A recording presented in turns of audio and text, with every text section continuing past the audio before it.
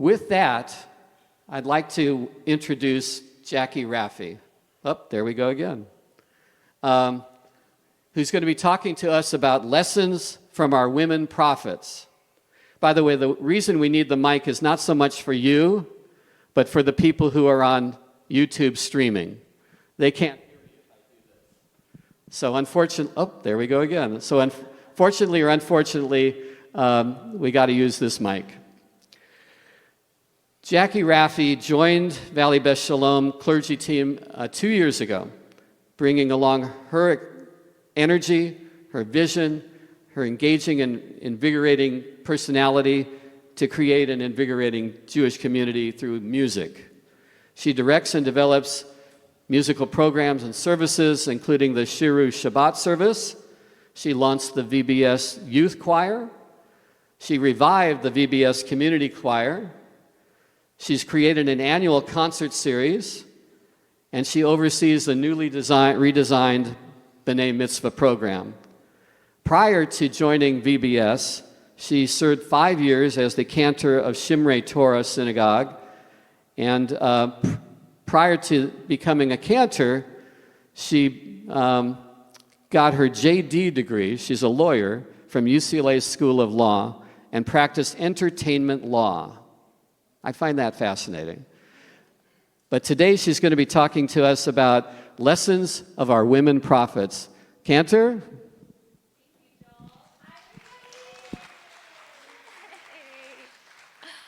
I'm so happy to be with you all. Thank you so much, Joel, for that beautiful introduction. All right, we have an exciting, I think, hopefully, presentation today, but it was exciting for me too. I love learning about the women prophets. I've taught about them before, but each time I do, I learn something new. So I want us to begin with just an understanding of prophets, why we're talking about prophets today. So who knows how many male prophets are there in our Jewish tradition that are named? How many male prophets? How many do you think? 12? A little more. 15? A little more than that.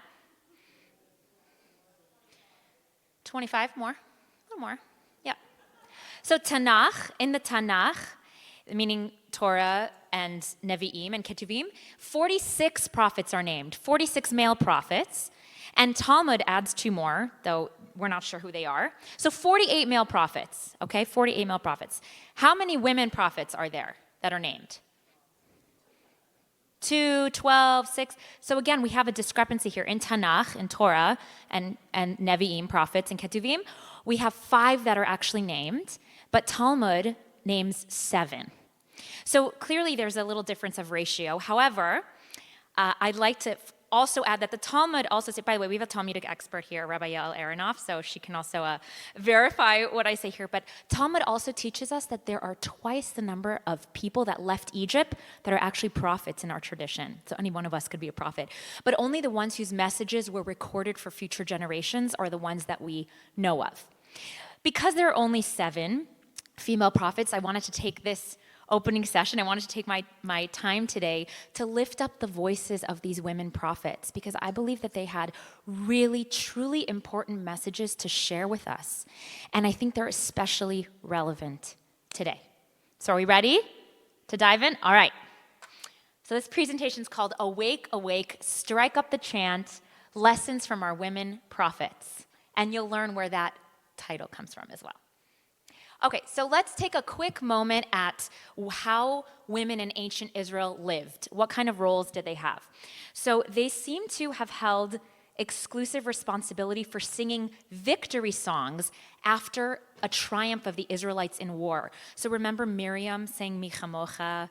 We're going to be speaking about Miriam. Devorah sang a song of victory as well. So they had this special role, this special task of coming up with victory songs. It appeared that women assumed a principal role as ritual musicians during times of mourning. A woman could dedicate herself as a Nazirite. A vow of women could be nullified by a father or husband, so we know that it was also a patriarchal society. Women could participate in the 3 pilgrimage festivals, but only men were required to make this pilgrimage. Okay, how did women prophets arise in ancient Israel? So, as we know, they're an anomaly, right? They're vastly outnumbered by the number of male prophets. However, women experienced high status and power in ancient Israel because the household was the center of life. Before the monarchy, life was rural, decentralized, and non-hierarchical. So the home was the center, and women had a lot of power. The monarchy came along, and then it switched, and women became a little bit, they didn't have those roles of power. So like I said, when matters moved to the public arena and power was centralized in the monarchy, women became marginalized. Joanne Hackett, who's a historian, writes that throughout history, women tend to have more status in society when important decision-making is made in or around the home. So again, in these rural communities, with these small micro-leadership in the home, that's when women really arose and had power. In times of war, it wasn't like that. Those were always exceptions. All right, so let's look at the women prophets in Tanakh. So there are 5, as I said. There's Miriam, and she's actually named a prophet in Torah, Vatikach Miriam HaNeviah. So Neviah is the female form of Navi, prophet. Devorah in Judges 4:4, Udvorah Isha Neviah, Deborah, the woman prophet. The prophet Isaiah, are we all familiar with Isaiah? He's, we read of his visions most commonly in Haftarah every Shabbat. So he had a wife. She did not have a name, but somebody that he was intimate with, and she's named a prophet as well. We don't know much about her. There is Huldah, again, who was a prophet in, I will tell you about Huldah and Noadiah, both of them. They're both named in Kings and Chronicles, and Noadiah is named in Nehemiah. Huldah verified the validity of the book of the law during the reign of King Josiah. So a bunch of leaders went to her and said, is it true? Is the book of the law true? And she was the one that verified it. And then Noadiah is someone who actually opposed Nehemiah's rebuilding project in the walls of Jerusalem. So she's kind of vilified. She's seen as someone who was trying to stand against Nehemiah's rebuilding of the walls of Jerusalem. But I've taught a class on her about how she was actually kind of a pioneer and a boundary breaker. So we have those 5 named women prophets. Thank you for asking. We'll get to that right after this. Great question. Thank you. Okay, Talmud, which is a compendium of Jewish law or authoritative Jewish law, contains Mishnah, which is the oral law, rabbinic law, and all the commentaries of Mishnah and Gemara, names 7 prophets. So let's do a little review. Sarah, who's Sarah? One of the foremothers. So is she named as a prophet in Tanakh in the Torah? No. So this is new in Talmud. Miriam, yes, it's the same. Devorah, yes. Hannah, no, this is new. Abigail, no, this is also new. Huldah, yes. Esther, no, this is unique to Talmud. That's right. Who are the same? Who are new additions? Who's left out of this? Well, from the Tanakh list, who's left out? Noadiah and the wife of the prophet Isaiah. That's right. So it's interesting to think about why did the Talmud name some of them and didn't name the others, and why did the Talmud add different people? Okay, so let's go to, I'm going to go to the last slide because we had this wonderful question. Okay, what makes a prophet? So, according to Bahalotcha in the Torah, God said, hear these my words. When a prophet of the Lord arises among you, I make myself known to him or her in a vision. I speak with him or her in a dream. So here's one definition. So God makes God's self known to a prophet in a vision or a dream. But there's one exception. The prophet who? Moses? Not so with Moses. He's trusted throughout my household. With him, I speak mouth to mouth. So Moses was the only prophet that God spoke to directly, but one of the definitions of a prophet is somebody to whom God speaks in a vision or a dream. A prophet is also someone who prophesies the future, who can tell what's to come. And according to Torah, the way you know you have a false prophet is if someone gives an oracle of the future and it's not true. That's a false prophet. They claim to be a prophet, but the future does not come to be how they say it. And the third definition of a prophet is somebody who rebukes Israel, who's a moral leader. Isaiah did a lot of this and says, Israelites, you're not living well, you're not doing the right thing, you're going to, you better turn your life around. So that makes a prophet. And we'll see how the women prophets in Judaism embodied these definitions of prophet. Okay, we're going to go back. Okay. All right. Let's begin. I've chosen 3 women prophets whose messages I think are relevant for today, and we're going to talk about them. We're going to learn about them. You can ask your questions about them. We'll see how they lifted their voices, and then we're going to learn a song for each of the prophetesses. And one of them is a new song that I wrote just this week, just for you, just for one of the prophets, because I didn't find a song that really existed for her. Okay. Who is Miriam? She's the first named woman prophet in Jewish text, Miriam HaNeviah. She's the daughter of Yocheved and Avram.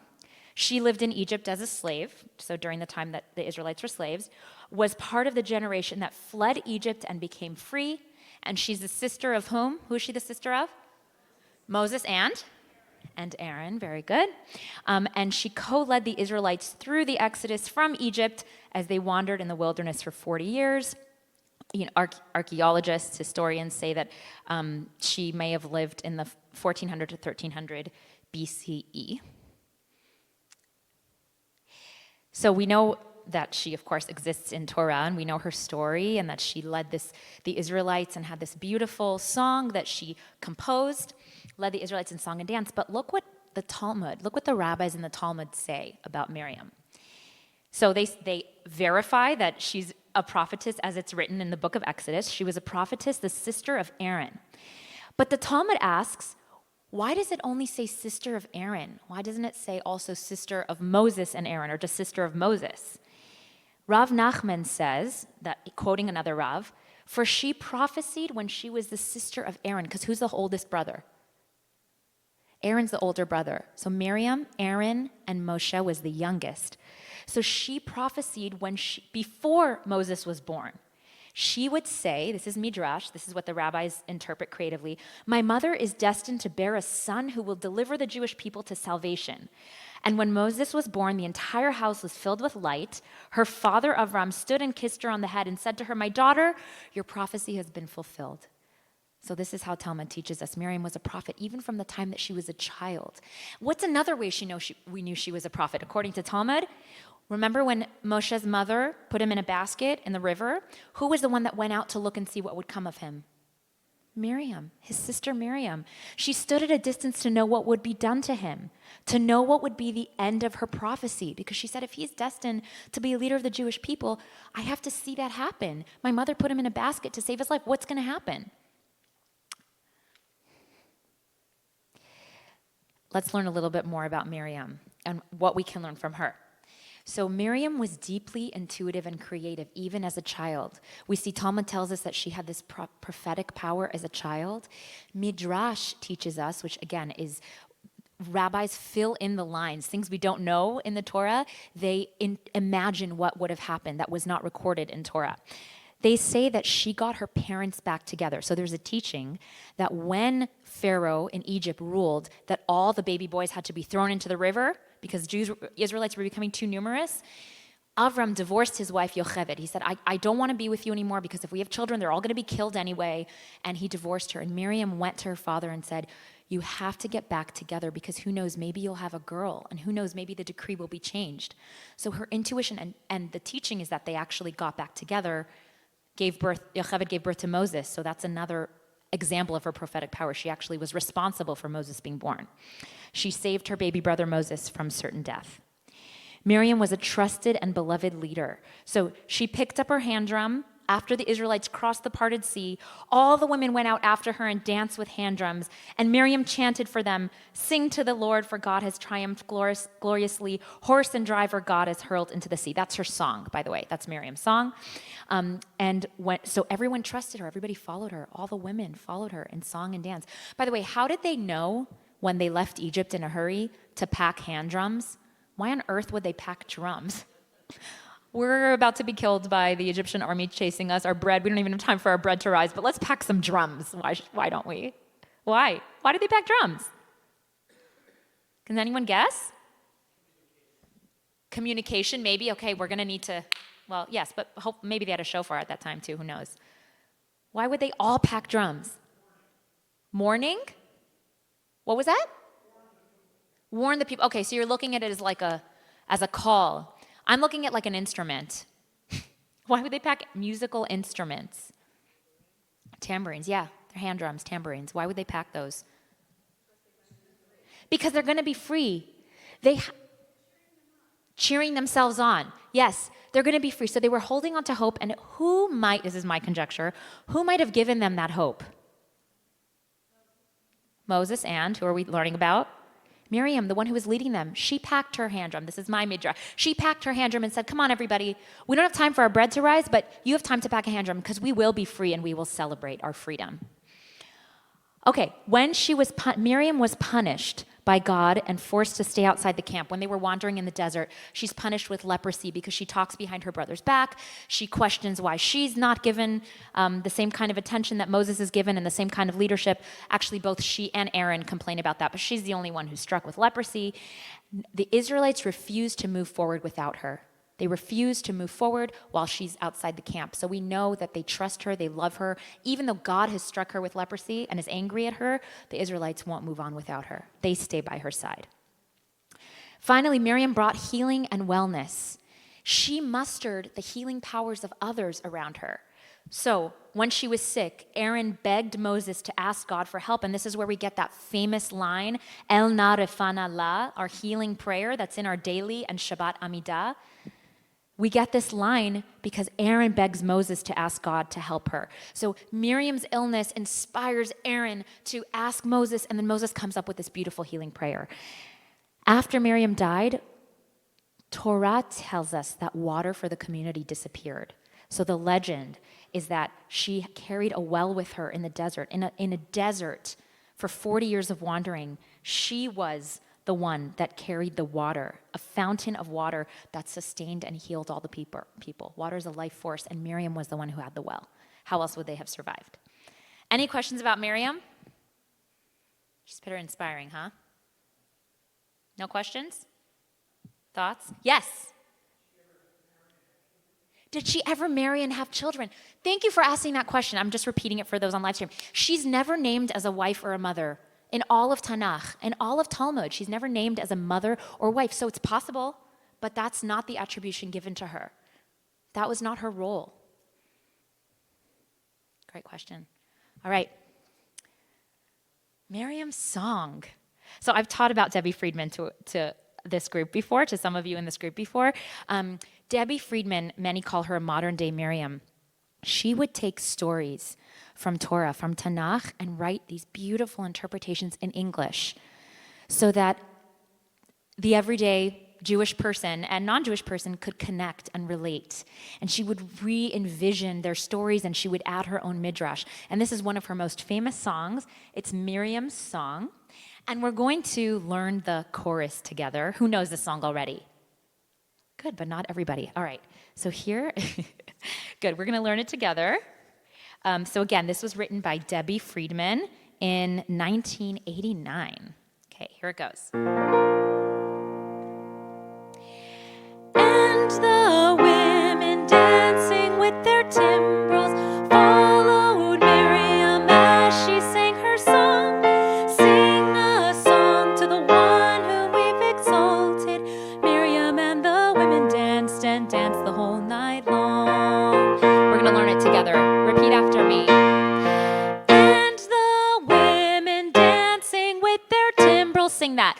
And the women dancing with their timbrels followed Miriam as she sang her song. Followed Miriam. And then you can also go like this for those of you who don't want to sing, which is fine. As she sang her song. Try that. As she sang her song.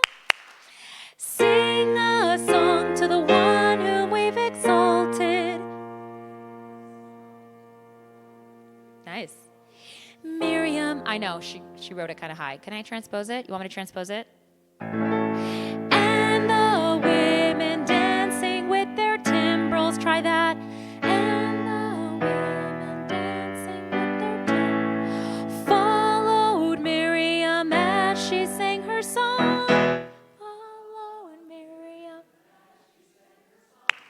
Sing a song to the one whom we've exalted. Miriam and the women danced and danced the whole night long. Miriam and danced and danced the... Okay, check out these verses that Debbie Friedman wrote. You can follow along on the screen. And Miriam was a weaver of unique variety. The tapestry she wove was one which sang our history. With every strand and every thread, she crafted her delight. A woman touched with spirit, she dances toward the light. Your turn. And the women. Here we go. And the women dancing with their timbrels followed Miriam as she sang her song. Sing a song to the one whom we've exalted. Miriam and the women danced and danced the whole night long. Second verse. When Miriam stood upon the shores and gazed across the sea, the wonder of this miracle she soon came to believe. Whoever thought the sea would part with an outstretched hand, and we would pass to freedom and march to the promised land. Here we go. And the women dancing with their timbrels followed Miriam as she sang her song.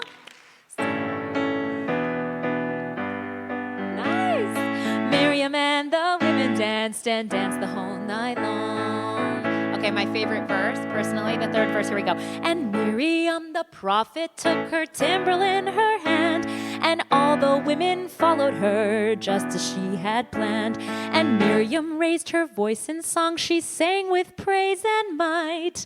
Everyone, we've just lived through a miracle, we're going to dance tonight. Okay, just you and the women. Here we go.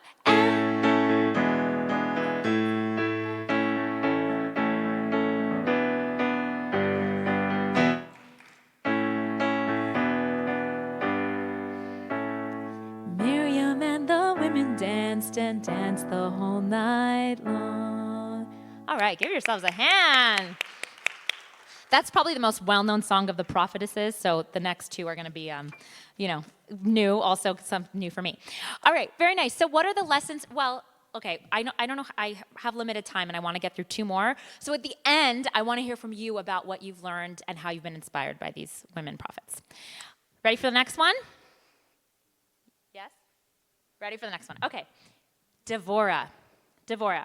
She was a major judge in Israel. Now, the judges in Tanakh were not judicial leaders. They were military leaders. So she was a military leader. She led the Israelites for 40 years. This is after the time of the Exodus, but before any kingdoms in Israel had been established. So this is like interim time that adversaries kept oppressing the Israelite people until they themselves rose to power. She was the only female judge, the only one who was also a prophet, so a military leader and a prophet, and she actually served a judicial role. So people would come to her for decisions. So she was a military leader, a prophet, and an actual judge. She would sit under the palm of Deborah, and the Israelites would come to her when they had decisions they needed. She summoned Barak to enter battle against the Canaanites, who were ruling over the Israelites at that time. And she told Barak, "I will deliver their leader into your hands." Listen to that confidence. I love it. Barak said he would only go if Deborah, I'll call her Devorah, would go with him. So he said, if you go, I will go. If you don't go, I'm not going. So she said, fine, I'll go with you. And Devorah and Barak sang a song of victory. Remember we talked about in ancient Israel, women were responsible for composing these songs of victory. So in Tanakh, it's recorded. They sang a song together when the Canaanites were defeated, thanks to Devorah. And Yael, also a really strong woman warrior. We'll hear that story another time. And she lived, historians think, although we don't have evidence of her existence, it would be 1204 to 1144 BCE, before the Common Era. Tanakh. Okay. Udvora isha nevi'ah, eshet lapidot, hi shofta et Yisrael be'et hahi. Devorah, okay, this translation, by the way, I don't agree. Wife of Lapidot was a prophet. Eshet Lapidot can be translated as a wife, like Eshet, woman of Lapidot, but we don't know who Lapidot is. Nobody is mentioned in Tanakh who's Lapidot. So the rabbis translate this as flames. Lapidot comes from the word flame, so she was the woman of flames. She was a fiery woman, and also she was responsible potentially for managing the lighting of the menorah, or lighting of the candles in the sanctuary. She led Israel at that time. She used to sit under the palm of Deborah, as we said, between Ramah and Bethel in the hill country of Ephraim, and the Israelites would come to her for decisions. Again, this is all in Tanakh. Barak said to her, if you go with me, I will go. If not, I will not go. So, I can't read that. Ve'im telchi imi lo elech. If not, if you don't come with me, I will not go. So Devorah arose. So I wanted to include example. The name of this presentation is Arise, Arise, Strike Up the Chant. So all of the ways in which this beautiful story of Devorah talks about arising, getting up, get up, wakes us up. So Deborah arose. Vatakam comes from kum, to rise, lakum. Deborah arose and went with Barak to Kadesh. Then Devorah said to Barak, arise, kum, arise, get up. This is the day on which God will deliver Sisera, the general of the king of the Canaanites, into your hands. God is marching before you. And she gave Barak that inspiration. She said, get up. This is the day God's going to deliver Sisera, the enemy general, into your hands. And Barak charged down Mount Tabor, followed by 10,000 men. So she gave him that inspiration to rise up and defeat the enemy. So in Judges chapter 5, we have this beautiful victory song. It's called the Song of Devorah. On that day, Devorah and Barak, son of Avinoam, sang. And there are some, it's 31 verses, but I excerpted some of my favorite verses. Deliverance ceased in Israel till you arose, O Devorah, arose, O mother in Israel. So she's called a mother of Israel, even though, again, like we have this question, was she married? It says that she was the wife of Lapidot, but it's not really translated like that. We don't know if she had any children, but here she's the mother of all of Israel. Awake, awake, O Devorah. Awake, awake, strike up the chant. So that's where I got the title for this presentation. From her song, Uri, Uri, Devorah, Uri, Uri, Dabri, Shir. Kum Barak, and it continues to say, arise, arise, Barak. So may all your enemies perish, O God. This is the end of the song. But may your friends be as the sun rising in might. And look at this part. The land was tranquil for 40 years. The land was tranquil for 40 years. So what does the Talmud say about Devorah? So again, quotes Tanakh, says, well, it says the Torah says or Tanakh says that she was a prophet. The Gemara asks, what is the meaning wife of Lapidot? And Gemara answers, she used to make wicks for the sanctuary, wicks of candles. And due to the flames on these wicks, she was called literally a woman of flames. I love that. Fiery woman. She sat under a palm tree. Rabbi Shimon ben Avshalom said, why did she sit under a palm tree? There was a prohibition at that time that a woman and man couldn't sit alone together in case somebody came and thought something suspicious was going on. So men would come before her for judgment. See how revolutionary she was? Men would come, and because she didn't want to be thought of as being alone with a man and maybe something is going on that shouldn't be going on, she was out in the open, visible to all, in order to avoid that situation. So she was smart, she was strategic, she understood the times, she understood the social customs at the time, and she took a stand and said, I'm not going to have anybody say anything about me, which, is strategic and very wise. Alternatively, the verse means, just as a palm tree has only one heart, because a palm tree, as you know, it has one main trunk and then goes up like this, as opposed to the trunks coming out of the side, right? Palm tree, think about it, it's very tall. So too, the Jewish people in that generation had only one heart directed to Avinu Shebashamayim, their parent in heaven. So the Jewish people, when she ruled, they were united. They were connected under her power, under her leadership. All right. So this is how Debbie Friedman of blessed memory imagined Devorah's song would sound like. We have the text. She took some of the text and she added some English.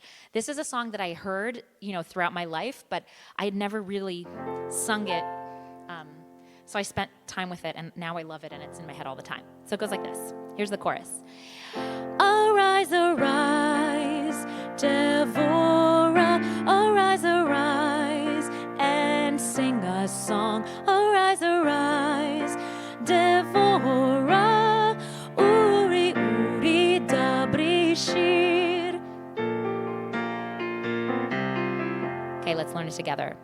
Arise, arise, try that. Arise, arise, Devorah, Devorah. Arise, arise, arise, arise, and sing a song, and sing. Arise, arise, Devorah. Okay, here's the Hebrew. Uri, uri, dabri shir. Try that. Uri, uri, dabri shir. Try it again. Uri, uri, dabri shir. From the beginning. Arise, arise, Devorah. Arise, arise, and sing a song. Arise, arise, Devorah. Uri, uri, dabri shir. Good. Okay, here are the verses.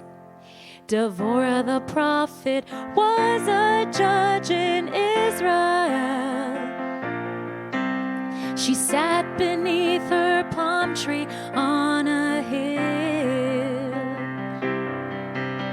And people came from everywhere just to hear her judgments, honest and fair.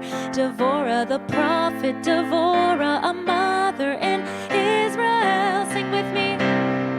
Arise, arise, Devorah. Arise, arise, and sing a song. Arise, arise, Devorah. Uri, uri, dabri shir. Second verse goes like this. Devorah the prophet was a woman. No, sorry. Devorah the prophet, a woman of fire, her torch in hand. She led the Israelites to victory. Barak said, Devorah, I cannot fight unless you are standing right by my side. Devorah the prophet, Devorah, a mother in Israel. Everybody, 2, 3, arise, arise, Devorah, arise, arise, and sing a song. Arise, arise, Devorah, uri, uri, dabri shir.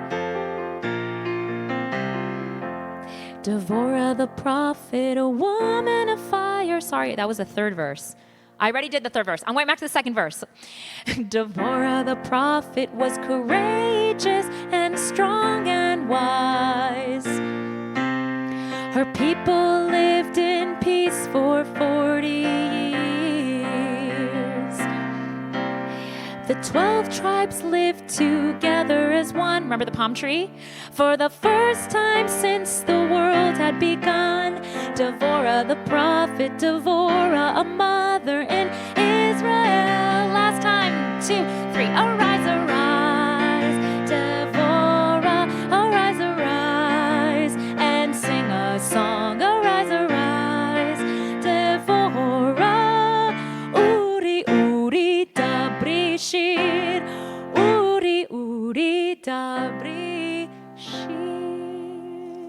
It's a great song, isn't it? Oh. I just love how it's everything we spoke about. Debbie Friedman really knew her Torah and Talmud. I mean, she put it all together. It was amazing. All right. We conclude our discussion with one of my favorites, Queen Esther. I know we have an Esther in the room. And yes, this is a story of my ancestry, the Persians. We have a Devorah in the room. Where's Devorah? Devorah was a prophet. She was the second one we just talked about. Yeah, that was Devorah. Hi, Devorah. Okay, do we have a Miriam in the room? Another Devorah? Yeah, Debbie. Do we have another prophet in the room? Do we have any prophets in the room? We do. Miriam? Any Miriams? No. All right. Okay, who was Esther? She was a young, beautiful Jewish woman living in Persia around the 5th century BCE. So we're going in chronological order. This is after the exile. She was a cousin or niece or adopted daughter of Mordecai from the tribe of Benjamin. She wins favor with King Ahasuerus and becomes queen. She keeps her Jewish identity secret. When Mordecai refuses to bow down to Haman, Haman sets out to slaughter all the Jews of Persia. With encouragement from Mordecai, Esther risks her life to talk to the king and persuades him to save the Jewish people. So, true hero. Let's look at Esther's transition, her transformation from helplessness to courage. Esther chapter 4, verse 11. All the king's courtiers and the people of the king's provinces know that if any person, man or woman, enters the king's presence in the inner court without having been summoned, there is but one law, that he be put to death. So after Haman vows to slaughter the Jewish people, Mordecai goes to Esther. She gets a message that this terrible decree has been sent out. All the Jews have ripped their clothes. Mordecai's in sackcloth and ashes. He says, you have to speak to Ahasuerus. But Esther, maybe she fell out of favor with the king. Who knows? He hasn't summoned her for 30 days. And there's a law in the land that if you approach the king without him having summoned you, you will be killed. So she says, I have not been summoned to visit the king for the last 30 days. And the only way that she will survive is if he extends his, golden scepter, this long rod. That's the only way she'll survive. So she's taking a big chance. And Mordecai responds, who knows? Umi yodea im la'et kazot higaat lamalchut. Mordecai says, who knows? Maybe it's just for this moment that you attained royalty. Maybe you were born for this, Esther. Maybe it all comes to a head here. I find that to be one of the most inspiring lines in all of Tanakh. If you ever find yourself in a situation where you don't know what to do and you need courage, can you imagine that voice telling you, what if it's just for this moment that you were brought here? What if you were born for this moment? And whatever decision you make, no pressure. It changes the whole course of destiny. By the way, who knows who's hidden? Who's very conspicuously hidden in the book of Esther? God. God is not mentioned one time. But how many times is Esther's name mentioned? 55 times, the most of any woman in all of Tanakh. And the book of Esther closes the entire Tanakh. It's the last book of the Jewish Bible. So what does that teach us? I was going to get to this lesson at the end, but I got too excited. She's important. It teaches us that God works through us. And even when we don't feel God's presence, even when we don't see God directly in front of us, even when God is not there, or we don't feel that God is there, we, people are partners with God, and God can work through us as people. So the responsibility is on us to make a difference, to arise, to save our people. And this feels really relevant right now. After national tragedies like the one we experienced on October 7th and continuing tragedies, the loss of the hostages recently, we question, where is God? How can God allow this to happen? How can this be? And we're reminded in stories like this that even if we can't see God or feel God right there with us, we know that God is working through us, and it's upon us. It's upon us to stand up, to make change, to bring our people together, to fight for what's right. Here's her moment of transformation. Esther sends this answer back to Mordecai when he says, hey, maybe you were just born for this. Maybe you became a queen for this. She says, go assemble all the Jews who live in Shushan, fast in my behalf, don't eat or drink for 3 days, night or day. I and my maidens will observe the same fast. So I'm right there with you. We're all going to fast, and we're all going to pray. Then I shall go to the king, even though it's against the law. And if I am to die, so be it. I'm taking that risk. If I am to die, then let me die. And here's the line, I believe, the climax of all of the book of Esther, the most important line in all of the book of Esther. Vatilbash Esther malchut vata'amod. Esther dressed herself in royalty and stood up. Normally, we dress ourselves in clothing. So this line should have said she dressed herself in royal attire. But malchut is not royal attire. Malchut is literally royalty. So what does it mean for her to dress herself in royalty? What does that mean? We'll study in a second. The Talmud tells us what that means. So again, it says, we don't have Esther mentioned as a prophet. The book of Esther doesn't call her a prophet.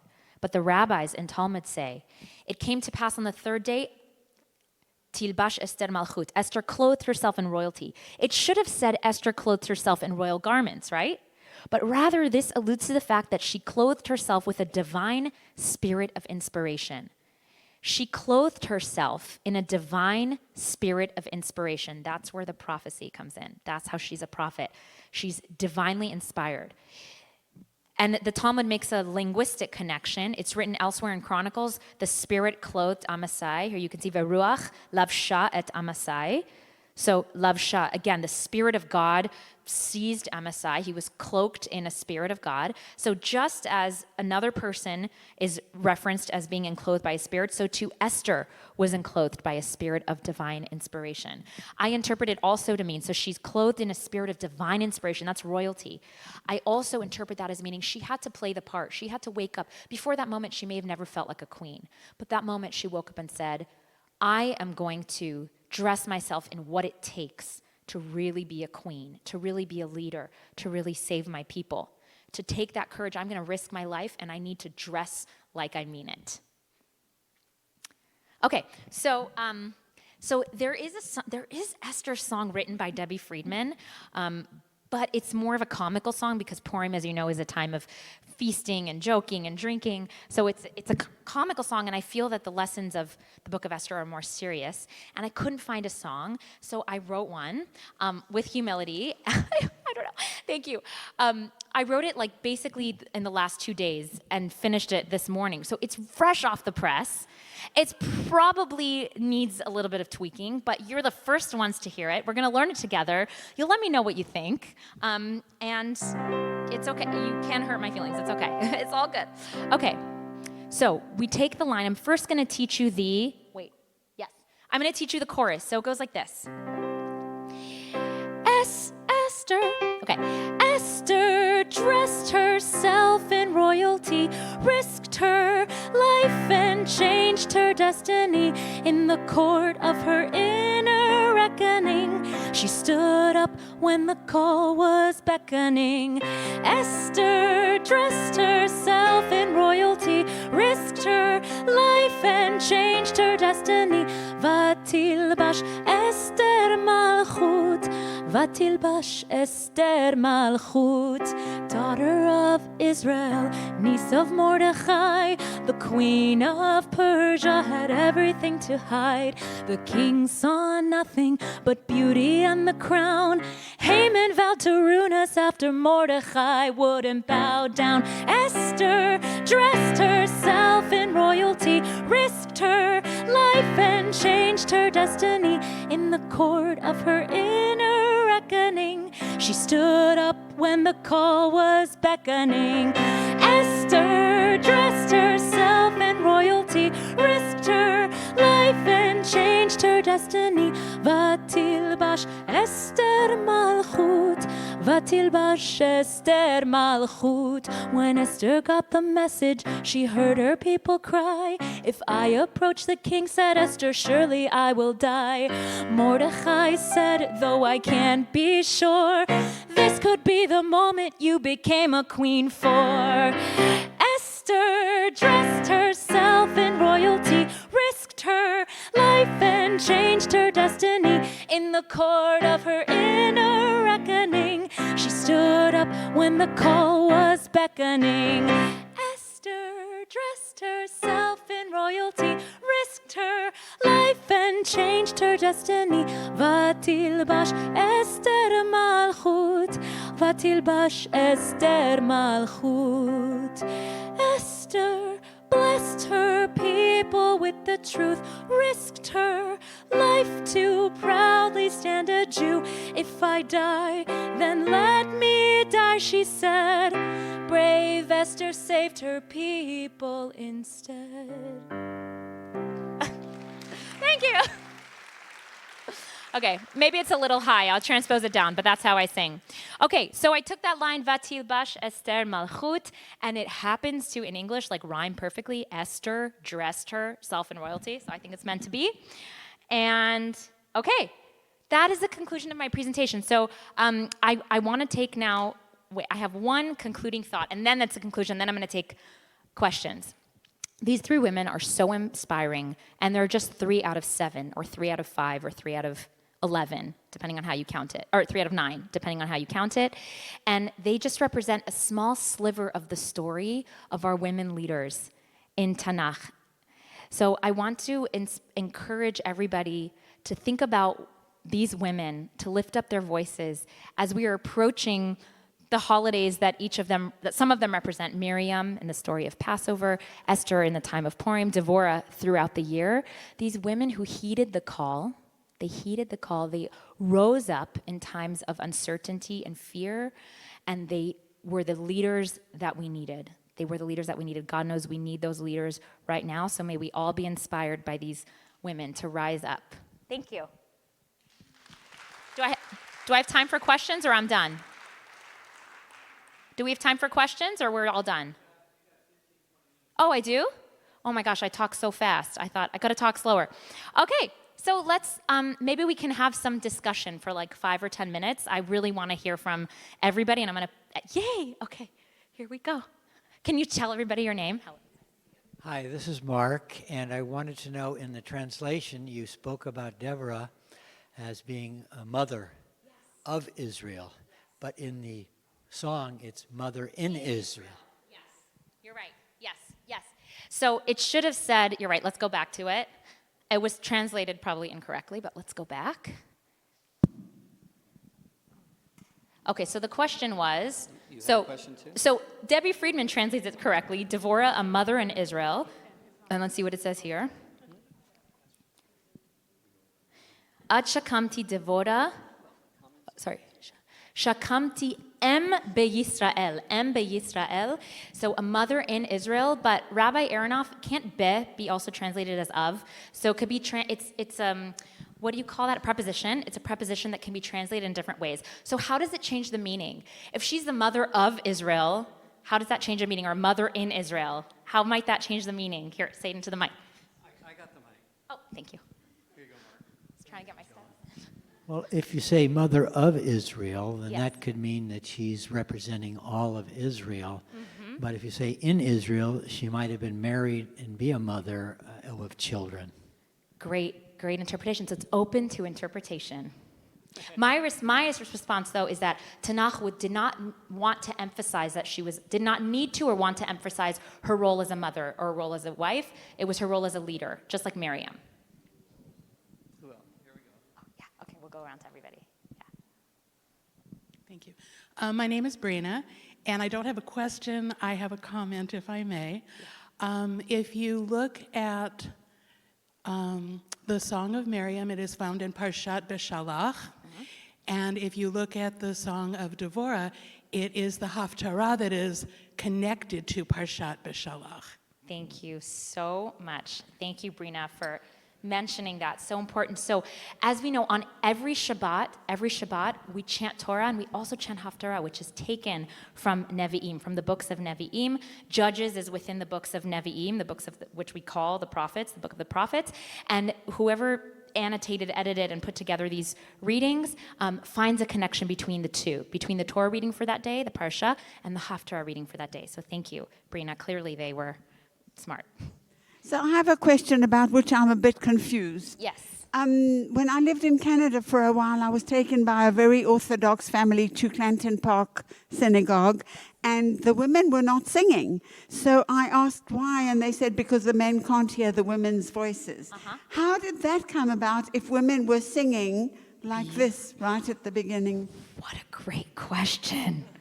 What a great question. So I think people didn't hear the beginning of Esther's question. So in some Orthodox communities, in some ultra-Orthodox communities, it is forbidden for a man to hear a woman's singing voice.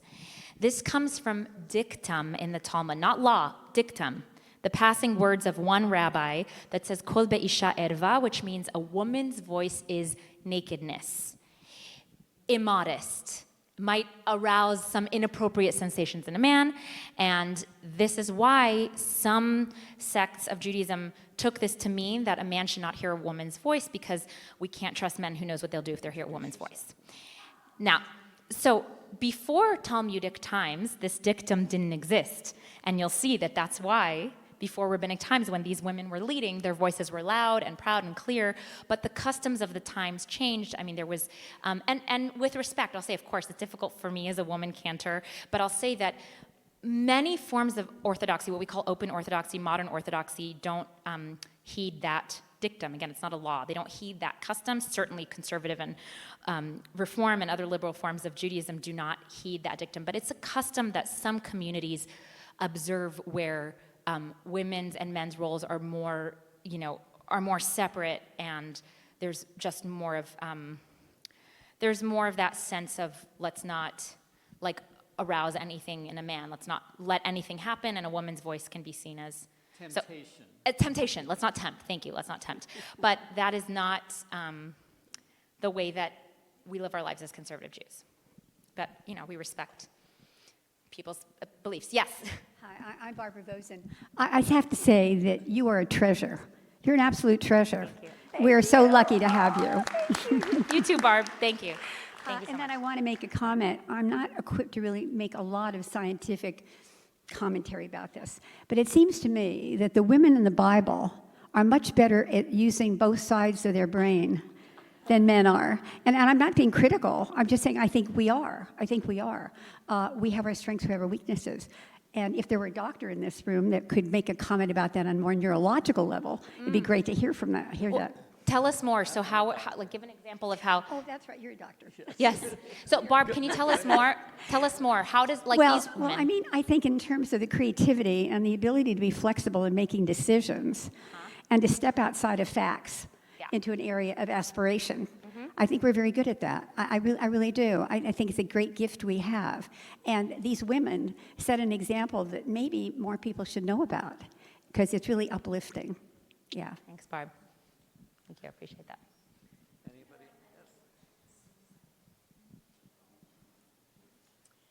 Yes. Hi, good morning. My name's Shirley Lowy. Good morning, Shirley. To come here on a Shabbos morning and hear Cantor Rafii chanting and singing and lifting the whole congregation up, just show up. That's all. Whenever you can, come on Shabbos morning and be part of this community, and you really are part of the community when you do. And Yasher Koach to you always, Cantor Rafii. Thank you so much, Shirley. Thank you. And Shirley is such a beautiful example of somebody who shows up. She's here every Shabbat morning. She's here for almost every program. You help make this community what it is, so thank you. So spoken from a true, it is our home. It's our home.